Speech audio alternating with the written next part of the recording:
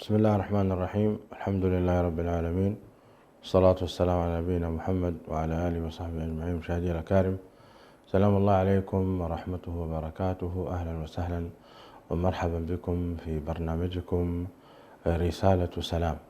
هذه الرسالة التي نسديها لكم من خلال سيرة النبي صلى الله عليه وسلم القولية والفعلية، وهذا هو عامه الثالث لهذا البرنامج، وما زلنا نتمتع بسيرته العطرة صلى الله عليه وسلم قولا وفعلا. وقد داهمنا شهر محرم، وتعدى أيضا ودخل علينا شهر صفر لعام 1445، وكنا نريد أن نتحدث نحن وإياكم عن تاريخ الهجرة النبوية، متى بدأت وكيف بدأت، ولماذا أرخ الصحابة رضوان الله عليهم التاريخ الإسلامي من تاريخ الهجرة النبوية. وكان هذا لزاما علينا أن نذكر شيئا من تاريخ الهجرة النبوية، وكيف هاجر النبي صلى الله عليه وسلم من مكة المكرمة باتجاه مدينة المنورة. ولذلك نستسمحكم الآن أننا سننتقل إلى خارطة تبين كيف هاجر عليه الصلاة والسلام، ونستمتع إن شاء الله من خلال هذه الخارطة بالمواقف التي مر بها النبي الكريم محمد صلى الله عليه وسلم. لا حاجة لنا أن نفصل في أسباب الهجرة، فهي معلومة لديكم، حيث أن قريش قررت قتل النبي صلى الله عليه وسلم أو سجنه أو نفيه، كما قال الله تعالى: وإذ يمكر بك الذين كفروا ليثبتوك أو يقتلوك أو يخرجوك ويمكرون يمكر الله والله خير الماكرين.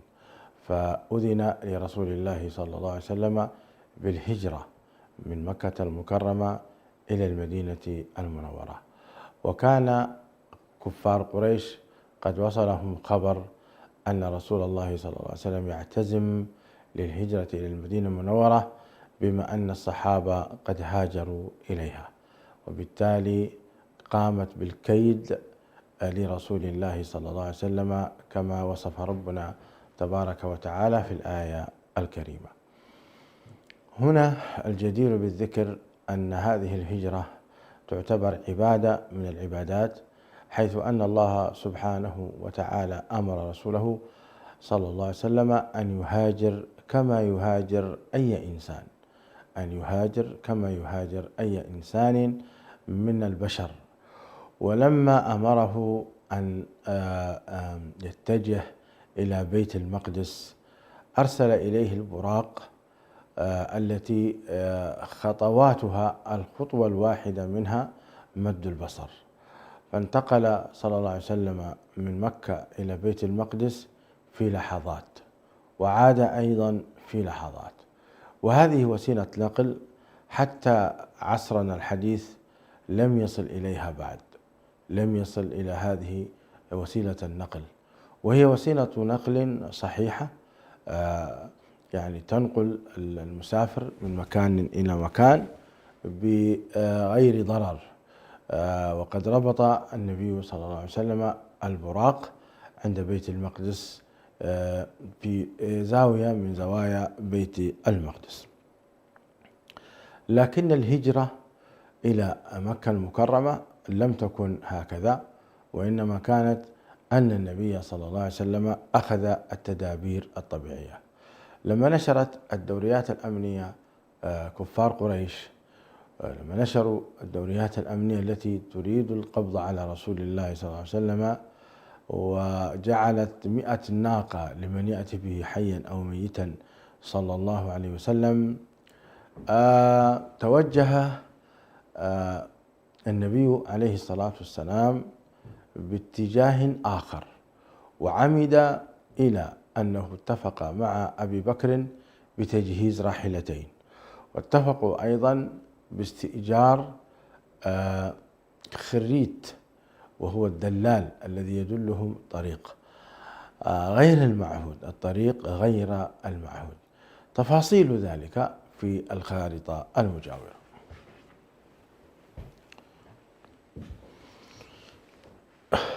هذه مكة المكرمة، وهذا جبل ثور.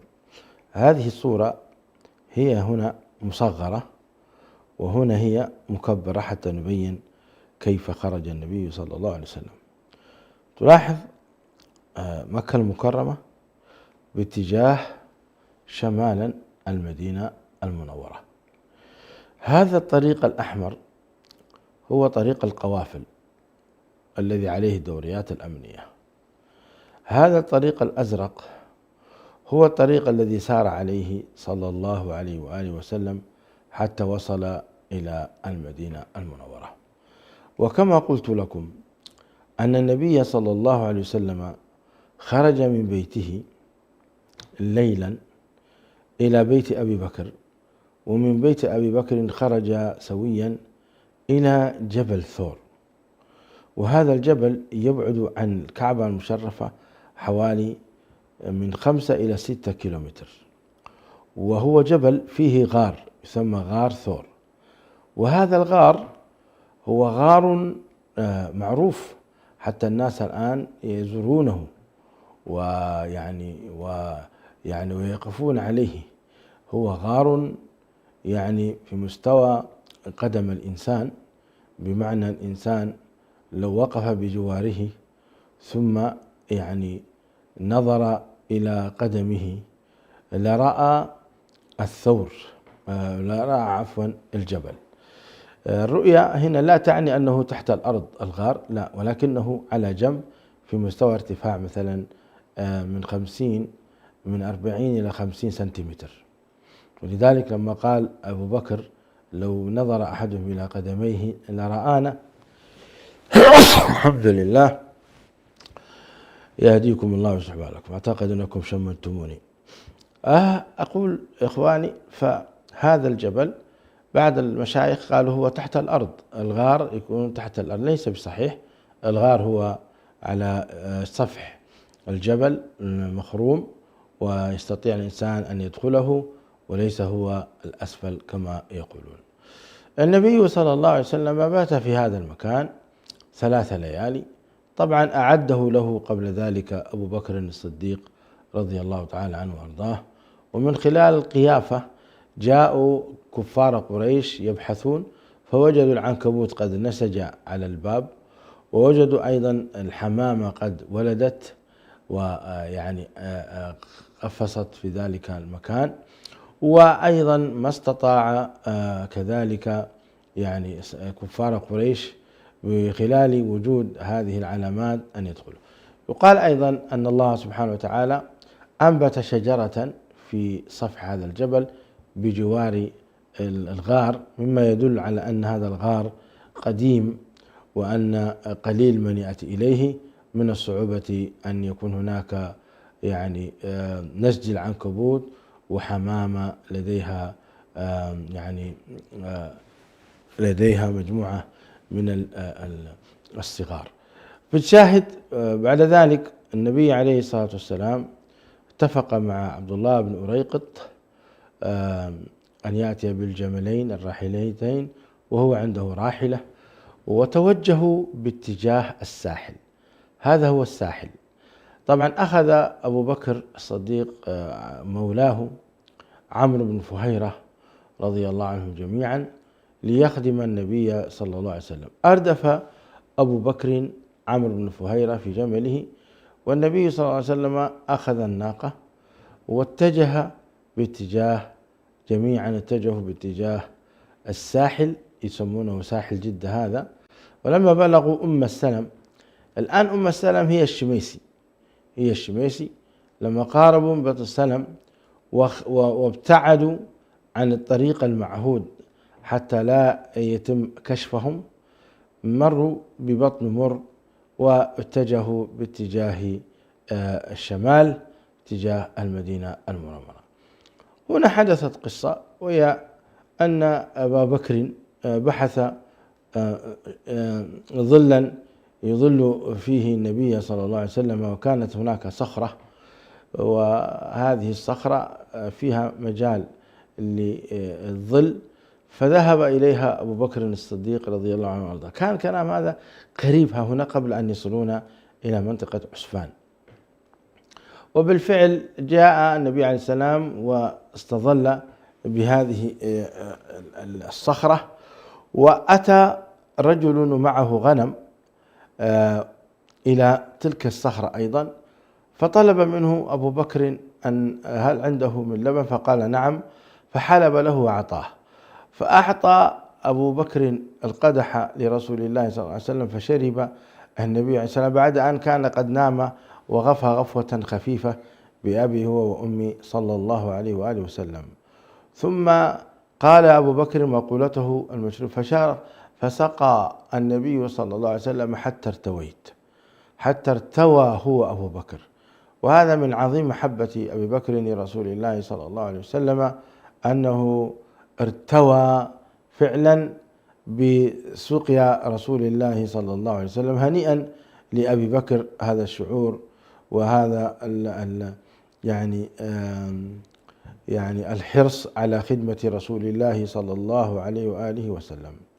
يا ليتنا كنا معه فنفوز فوزا عظيما ونخدم رسول الله صلى الله عليه وسلم. فسار النبي عليه الصلاة والسلام هنا في هذا الطريق المتعب وشدة الحر أيضا، ثم اتجهوا باتجاه عسفان. لما بلغوا قريب من منطقة عسفان غيروا الطريق باتجاه الآخر، وكان بين الطريقين حوالي 7 كيلومترات تقريبا، فساروا متوازيين. وهذا يسمونه الضباط طريق الحكمة، طريق الحكمة، لأنه لو ساروا على هذا الطريق المعروف لتم القبض عليهم، لأن هذا حيوي عليه القوافل تسير وتأتي ويلتقون بالناس. عند عسفان أو قريبا من عسفان التقى رسول الله صلى الله عليه وسلم ببريدة بن الحصيب ومعه 80 رجلا قادمون من الشام، باتجاه الشام، قادمون باتجاه الشام بالتجارة، والتقوا بهم ها هنا، التقوا بهم تقريبا ها هنا. فعرض النبي صلى الله عليه وسلم مشاهدي الأكارم الإسلام على بريدة بن الحصيب، وكان معه 80 رجلا جميعهم دخلوا في الإسلام ولله الحمد. وهذا يدلك على النبي عليه الصلاة والسلام لم يترك الدعوة حتى في مثل هذه اللحظات، وكلما التقى بشخص دعاه إلى الإسلام، فمن كتب الله له الخير والهدى أسلم ودخل. ثم أعطى بريدة بن الحصيب ثوبين أبيضين، أحدهما للنبي صلى الله عليه وسلم والآخر لأبي بكر. ثم ساروا جميعا بهذا الاتجاه حتى وصلوا عند وادي قديد، وكان فيه خيمة لامرأة معروفة جلدة تسمى أم معبد، وقصتها مشهورة في كتب السير ومشهورة في التاريخ. وأم معبد هي اسمها عاتكة بنت خالد الخزاعية، وهي التي خدمت رسول الله صلى الله عليه وسلم بأن أذنت له أن يحلب الشاه. والقصة معروفة. فحلب النبي عليه السلام الشاه وسقى، وأعطى القوم قبل أن يشرب هو صلى الله عليه وسلم الجميع، فسقت المرأة، وسقى أبو بكر وعامر بن فهيرة والرجل الذي معهم الذي هو المشرك الذي يدلهم الطريق، لا يحضرني اسمه الآن، سوف يأتي اسمه إن شاء الله. هؤلاء الأربعة سقوا، ثم سقت المرأة، وقد بدأ بها النبي عليه الصلاة والسلام عفوا. فلما سقى هؤلاء الخمسة سقى صلى الله عليه وسلم وقال ساقي القوم آخرهم، فشرب صلى الله عليه وسلم، ثم حلب بيده الشريفة الشاه مرة أخرى وملأ القدح وتركه، ثم سار واستمر صلى الله عليه وسلم إلى المدينة المنورة. لما جاء زوجها أبو معبد وجد عندها لبن، فقال مه يا أم معبد، من أين لك هذا اللبن والشاة عازب؟ فقالت والله جاءنا رجل مبارك من أمره كيت وكيت. قال صفيه لي يا أم معبد.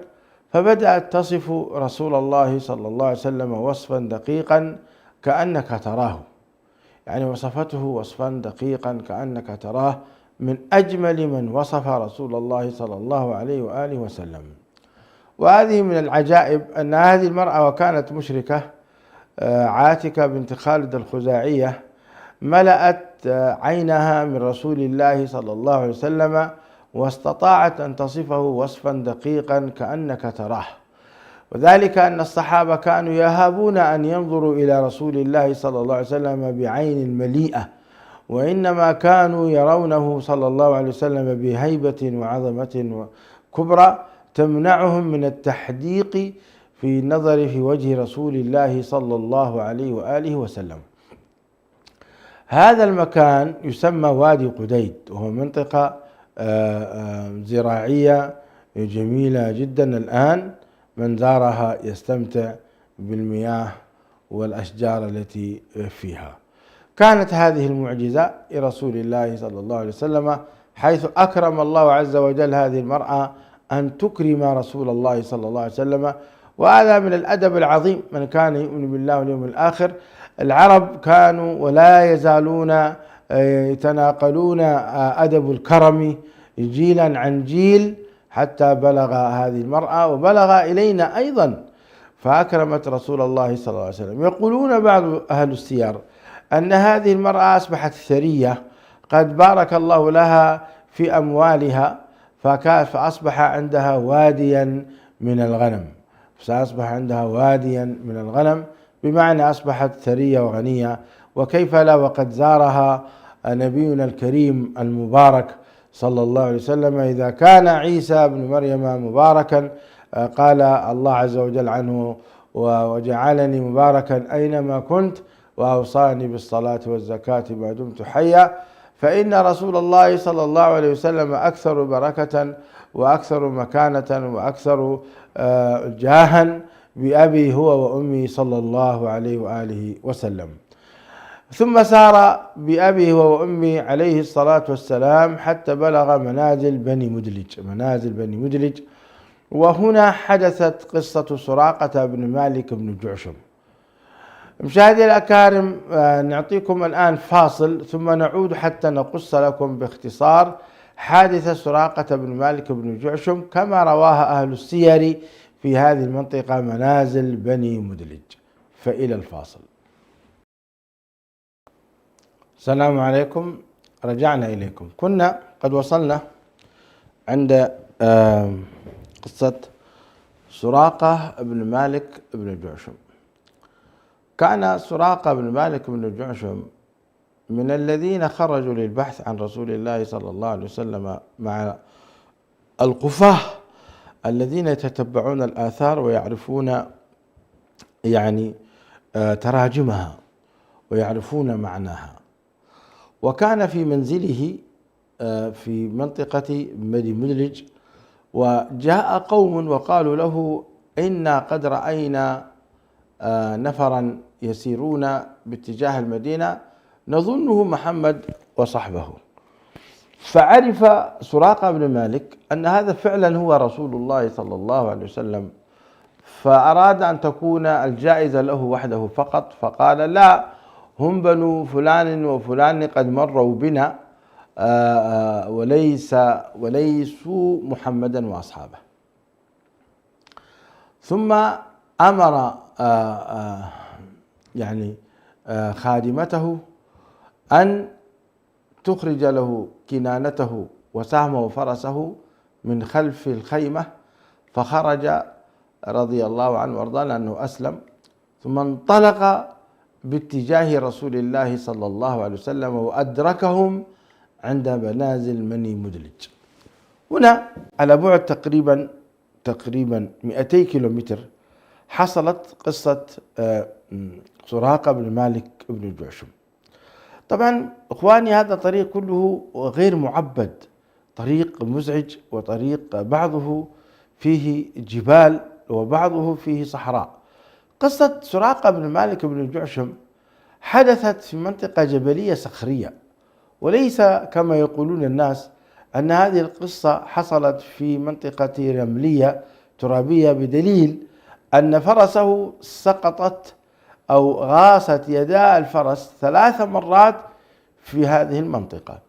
في المرة الثالثة لما نترها وأخرج القدمين من الأرض، خرج من ذلك الأرض عثان وهو دخان، خرج دخان من قدمي الفرس، فطلب الأمان من رسول الله صلى الله عليه وسلم. وتيقن سراقة بن مالك بن جعشم وهو فارس لا يمكن أن يسقط من فرسه بسهولة، فطلب الأمان فأمنه صلى الله عليه وسلم.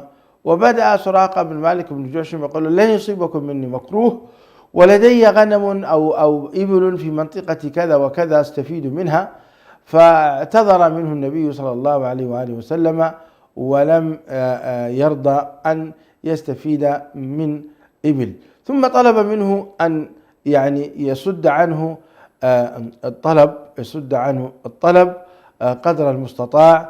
وبالفعل أصبح سراقة بن مالك بن جعشم يسد طلب عن رسول الله صلى الله عليه وسلم، ولا يسمح لأحد أن ينال منه بسوء.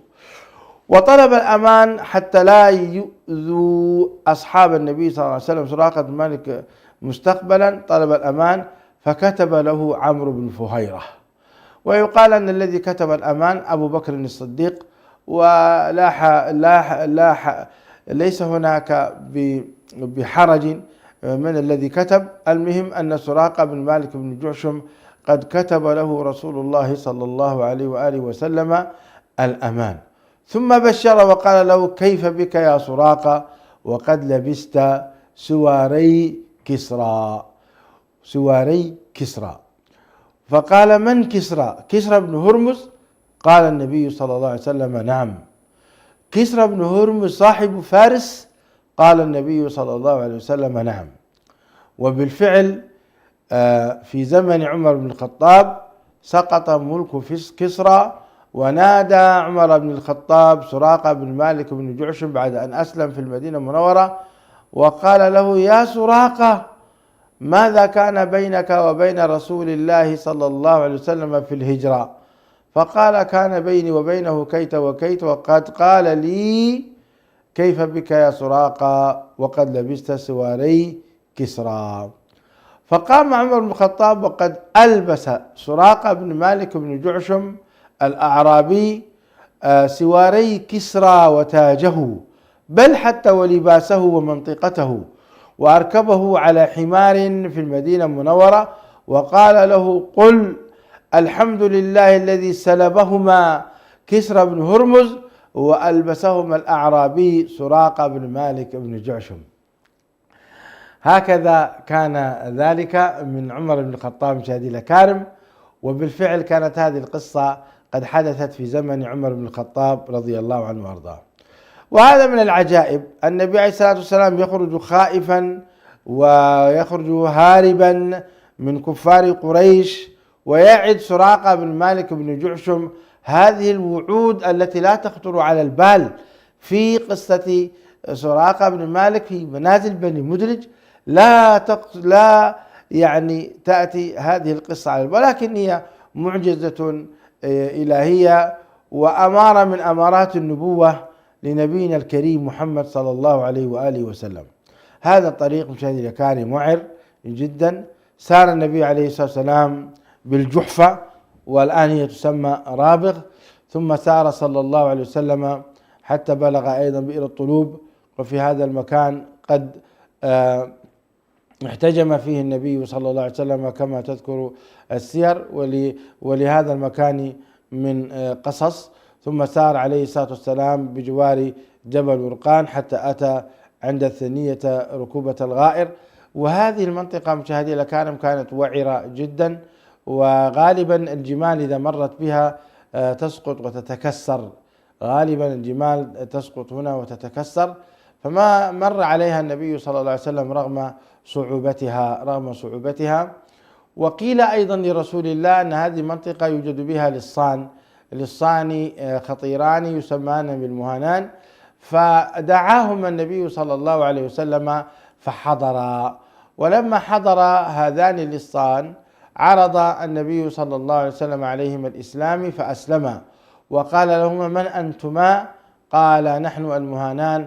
فقال لهما صلى الله عليه وسلم: كلا، بل أنتما المكرمان، بل أنتما المكرمان. وهكذا كان النبي عليه الصلاة والسلام كلما وجد شخصا أو سنحت له الفرصة للدعوة إلى الله عز وجل دعا. وهكذا المؤمن يدعو إلى الله ويصلح ويكون من الذين يهدي الله عز وجل بهم عباده، اللهم اجعلنا منهم. فسار عليه الصلاة والسلام على هذا الطريق ودخل المدينة المنورة باتجاه الجنوب.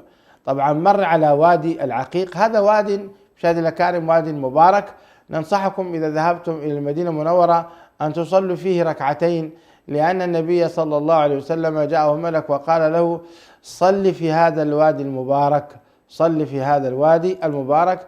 فالصلاة في هذا الوادي سنة أو على الأقل خلونا نقول تجوز، وربما بعض العلماء خصصوها بالمعتمر، لأن النبي عليه السلام لما خرج من المدينة مر على وادي العقيق وهو يمتد من هذه الجهة كاملة، هذا وادي العقيق يمتد هذه الجهة كاملة. فنزل عليه ملك وهو محرم وقال له: صل في هذا الوادي المبارك وقل حجة في عمرة. دخل عليه الصلاة والسلام المدينة المنورة باتجاه الجنوب وليس باتجاه الشمال.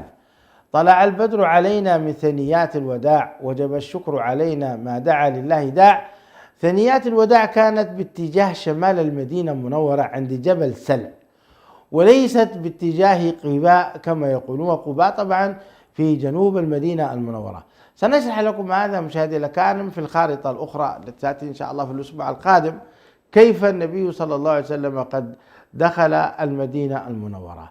بقي في منطقة قباء قرابة 24 يوما حتى بنى مسجده صلى الله عليه بنى مسجد قباء، بنى مسجد قباء صلى الله عليه وسلم في 24 يوما كما جاءت الروايات، تقل أو تزيد قليلا. وهنا مكث صلى الله عليه وسلم في هذا المكان وبنى مسجد قباء، ثم بعد ذلك توجه باتجاه على مسافة تقريبا بالسيارة دقيقة وبالقدم تقريبا 5 دقائق في منطقة تسمى منطقة اليوم يسمونها مسجد الجمعة، مسجد الجمعة. وصلى النبي صلى الله عليه وسلم أول جمعة في الإسلام في منطقة قباء، تبعد عن مسجد قباء دقائق معدودات. واليوم أيضا المسجد معروف، من صلى في مسجد قباء يجوز له أن يصلي في مسجد الجمعة. طبعا مسجد قباء هو الذي ورد فيه من صلى في مسجد قباء احتسب الله عز وجل له كأجر عمرة تامة أو كما قال النبي صلى الله عليه وسلم. وكان عليه الصلاة والسلام يزور مسجد قباء كل سبت يأتي من المدينة المنورة باتجاه مسجد قباء على مسافة تقريبا 7 كيلومتر، 7 كيلومتر يأتي إليها صلى الله عليه وسلم على القدمين كل سبت. وكانت هذه السنة ثابتة عن النبي عليه الصلاة والسلام. أهل قباء هم الذين ورد فيهم قوله تبارك وتعالى: لمسجد أسس على التقوى من أول يوم أحق أن تقوم فيه أناس يحبون أن يتطهروا والله يحب المطهرين. كما أن هذه الآية أيضا قصد بها المسجد النبوي الشريف لأنه أسس على التقوى أيضا. وكانت هناك مساجد كثيرة حول المدينة المنورة سوف نذكر بإذن الله تعالى بعض التفاصيل عنها. هناك مجسم أيضا يبين ويوضح المسجد النبوي الشريف إن شاء الله تعالى إذا تم تجهيزه نأتي به إليكم. شاهد مسجد قباء مسجد عظيم موجود حتى الآن، ولقد قامت به حكومة خادم الحرمين الشريفين بتوسيعه وترتيبه وتنظيمه حتى المنطقة أيضا في تلك الأحياء كانت قديما بناء عشوائي، لكن الآن تم الحمد لله ترتيبه وتنظيمه. من زار المدينة المنورة يدرك التطور الذي تتمتع به، جزا الله القائمين عليه خيرا.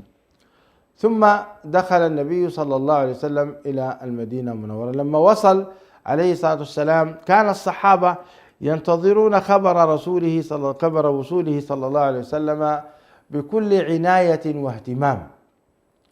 الصحابة الذين آمنوا برسول الله ولم يروه، كان هناك مجموعة كبيرة وعدد كبير قد رأوا لم يروا النبي صلى الله عليه وآله وسلم، فكانوا يخرجون من الصباح الباكرة ويعرفون أن الطريق يأخذ تقريبا من 7 إلى 8 أيام، وقد قضاها النبي صلى الله عليه وسلم، وكانوا يخرجون رضوان الله عليهم طيلة اليوم كاملا ويرجعون إلى بيوتهم بسبب شدة الحر.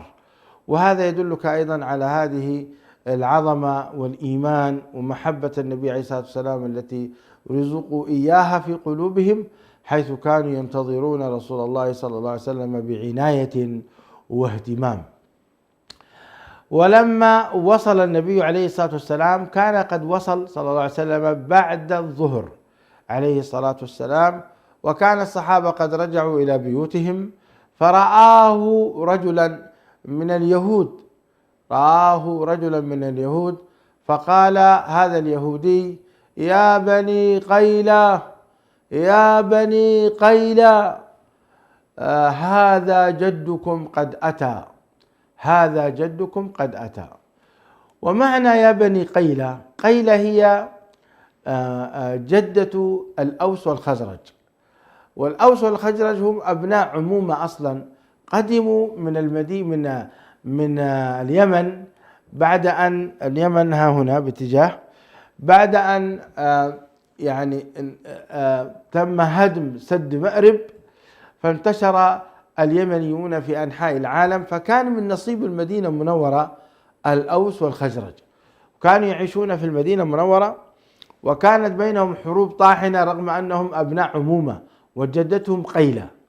فكان هؤلاء اليهود المجرمين يسمونهم يجعلون بينهم الفتنة ويجعلون بينهم القتال الدائم. فلما جاء الإسلام آخى بينهم، فأصبحوا كما قال الله تعالى: واذكروا نعمة الله عليكم إذ كنتم أعداء فألف بين قلوبكم فأصبحتم بنعمته إخوانا. فقيلة هذه هي جدتهم التي كانوا ينسبون إليها. فقال هذا اليهودي: يا بني قيلة، هذا جدكم قد أتى. ومعنى جدكم أي عظيمكم. وهذا عجيب أن هذا اليهودي كيف أنطقه الله عز وجل وقال جدكم أي عظيمكم أي مجدكم أي عزكم أي شرفكم. يعني النبي عليه الصلاة والسلام فعلا يحمل كل هذه المعاني العظيمة، وقد كان هذا الشرف للصحابة الكرام، وهذا نحن الآن نترضى عنهم. لقد رضي الله عن المهاجرين والأنصار والذين اتبعون بإحسان. لا، الآية الكريمة: والسابقون الأولون من المهاجرين والأنصار والذين اتبعون بإحسان رضي الله عنهم. وما زلنا نترضى عن الصحابة رضي الله عليهم، وكان النبي عليه السلام يوصي بالأنصار خيرا. هذا كله يندرج تحت هذه الكلمة التي قالها هذا اليهودي: هذا جدكم قد أتى. فخرج الصحابة مهللين ومكبرين باتجاه النبي عليه الصلاة والسلام وما عرفوه، لأن القادمين معه 4 3 هو رابعهم صلى الله عليه وسلم. فلما اتجهوا باتجاهه لم يعرفوا من هو رسول الله صلى الله عليه وسلم. وهذا أيضا من كمال تواضعه عليه الصلاة والسلام. كان ذلك عند مدخل المدينة المنورة في منطقة قباء، فعلم ذلك أبو بكر، فقام وأخذ برداء أو بقماش فظلل رسول الله صلى الله عليه وآله وسلم: اللهم يا ربي أظلنا تحت ظل عرشك يوم لا ظل إلا ظلك. أظل النبي صلى الله عليه وسلم بظلال، فعلم الصحابة أن هذا هو رسول الله صلى الله عليه وسلم الذي يكرمه أبو بكر بهذا التظليل، إذن هو النبي عليه الصلاة والسلام. هذا يدلك على تواضعه صلى الله عليه وسلم في لباسه، تواضعه في مجلسه، لم يكن متميزا صلى الله عليه وسلم. اللهم صل وسلم وبارك على سيد الأولين والآخرين. هكذا الصحابة كل منهم يريد أن يستضيف أن يستضيف رسول الله صلى الله عليه وسلم ويقول هلم يا رسول الله إلى العتاد والقوة والمنعة، هلم إلينا. هكذا كل بيت من بيوت الصحابة رضوان الله عليهم، من أنصاري بيت بن عبد الأشهل، بيت بن عمرو سالم بن عوف، ومنزل كذا وكذا، حتى بلغ النبي صلى الله عليه وسلم وهو يقول لهم دعوها فإنها مأمورة، أي أن الناقة كانت مأمورة لتصل إلى قلب المدينة المنورة. من الذي دلها؟ كيف عرفت أن قلب المدينة المنورة؟ اليوم المسجد النبوي الشريف مشاهدينا الكرام في قلب المدينة، السنتر، مركز سنتر. هذه آية من آيات الله، أن الذي خلق الأرض هو الذي أمر الناقة أن تذهب وتجلس تبرك على منتصف المدينة المنورة. شيء عجيب، لأن المدينة محاطة من جهاتها الثلاث، سأشرح لكم هذا إن شاء الله في الحلقات القادمة. محاطة من جهاتها الثلاث، الجهة الشمالية وعفوا الجهة الغربية والشرقية والجنوبية بحارات ثلاث. بقي معنا فقط الجهة الشمالية هنا، هي التي فيها جبل أحد. هذه الجهة هي التي كانت تخرج منها الجيوش والقوافل وما إلى ذلك. وكان المسجد النبوي وسط بين هذه الحارات الثلاثة. في هذا المكان بنى النبي صلى الله عليه وسلم مشاهدي الأكارم مسجده. يا ترى كيف تم هذا البناء؟ ولمن كانت هذه الأرض التي بركت عليها الناقة؟ وكم كانت مساحة المسجد النبوي الشريف؟ وكيف بني وبماذا بني؟ وأيضا كيف بنى رسول الله صلى الله عليه وسلم حجرتا عائشة وسودة اللتان قد هاجرتا مع رسول الله صلى الله عليه وسلم؟ وكيف تم بناء بقية الحجرات مع بقية أزواجه الأطهار صلى الله عليه وسلم؟ كل ذلك إن شاء الله سنتحدث عنه بتفصيل. مشاهدي الأكارم، أرجو أن تكونوا قد استمتعتم بهذه الحلقة عن هجرة نبينا محمد صلى الله عليه وسلم، الذي هاجر من أجلنا، من أجل هذه الدعوة، وانتقل وترك أحب البقاع إلى قلبه، هي مكة المكرمة الذي قال فيها والله إنك لأحب البقاع إلي ولولا أن قومك أخرجوني منك ما خرجت أبدا، أو كما قال صلى الله عليه وسلم. والواجب اليوم، الواجب مشاهدينا الكرام على العلماء والدعاة والمشايخ الذين لا يستطيعون أن يؤدوا واجب الدعوة وواجب الأمر بالمعروف والنهي عن المنكر، يجب عليهم أن يهتدوا بهدي رسول الله صلى الله عليه وسلم، فيهاجروا إلى مناطق آمنة حتى يصدعوا بالحق ولا يكونوا تحت وطأة الحكام الظالمين، وإنما عليهم أن يقوموا بواجب الدعوة إلى الله سبحانه وتعالى. وهكذا قال الله عز وجل ومن يهاجر في سبيل الله يجد في الأرض مراغما كثيرا وسعة ومن يخرج من بيته مهاجرا إلى الله ورسوله ثم يدركه الموت فقد وقع أجره على الله. فبعد هذه الآيتين، بعد هذين الآيتين الكريمتين في مجال الهجرة، فما الذي يخيف العلماء أن يهاجروا ويتركوا بيوتهم كما ترك رسول الله صلى الله عليه وسلم، ويتركوا حلالهم أمورهم كما ترك الصحابة؟ وقد وعدهم الله عز وجل يجد في الأرض مراغما كثيرا. مراغما يعني ما يرغم أعداءهم وما يقهر قلوبهم ويشفي صدور العلماء المؤمنين. وفي ذلك أيضا قال الله تعالى يجد في الأرض مراغما كثيرا وسعة، يعني سعة في الرزق، سعة في الجاه، سعة في المكانة. من يخرج من أجل الله وفي الله ومن ترك شيئا لله عوضه الله خيرا منه. هذه الآية الكريمة ومن أصدق من الله قيلا ومن أصدق من الله حديثا.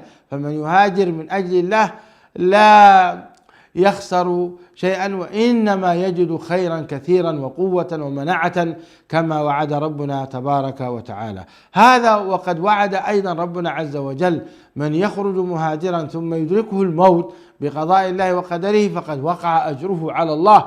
ومعنى وقع أجره على الله أي أن الله هو الذي سيتكفل بإعطائه الأجر العظيم. ونسبة هذا الأمر إلى الله عز وجل دليل على أن الأجر لا يحد حده ولا يبين كثرته وفضله إلا ربنا عز وجل. فماذا بعد الحق إلا الضلال؟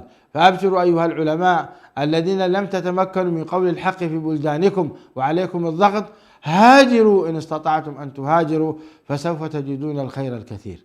مشاهدي الأكارم، أسأل الله تعالى بمنه وكرمه وجوده أن يجمعنا برسولنا الكريم محمد صلى الله عليه وسلم في الفردوس الأعلى من الجنة مع النبيين والصديقين والشهداء والصالحين، وحسن أولئك رفيقا. السلام عليكم ورحمة الله وبركاته.